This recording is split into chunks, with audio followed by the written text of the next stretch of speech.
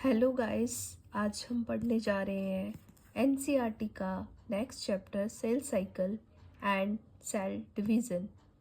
तो आज हम इसमें देखेंगे कि सेल साइकिल कैसे प्रोसीड होती है और सेल डिवीज़न किस किस तरीके से होता है। तो सबसे पहले अगर ये कह रहा है कि सेल डिवीज़न, तो सेल डिवीज़न क्या होता है। इन सेल डिवीज़न डीएनए का रेप्लिकेशन होता है और सेल की ग्रोथ होती है। तो सबसे पहले कार्ल नेगली नाम के एक साइंटिस्ट थे, उन्होंने बताया कि जो न्यू सेल्स होते हैं वो arise by division of pre existing sales.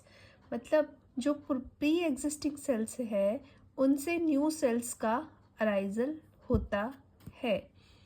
तो various phases of cell cycle में कुछ फेजेस होते हैं, जैसे interphase, G1 phase, S phase, G2 phase, M phase. तो टोटल 5 फेजेस होते हैं, जिसमें से सबसे पहला है इंटरफेस। इंटरफेस प्रिपरेटरी फेस होता है या रेस्टिंग फेस होता है। इस कोई भी साइकिल स्टार्ट होगी तो सबसे पहले उसकी साइकिल को स्टार्ट होने के लिए तैयारियां करनी पड़ेगी। तो सबसे पहले इंटरफेस में सेल अपने आप को प्रिपेयर करता है डिवीज़न करने के लिए। तो जिसमें सेल अपने आप को प्रिपेयर करता है डिवाइड होने के लिए, वो होता है interface. Next second step is G1 face.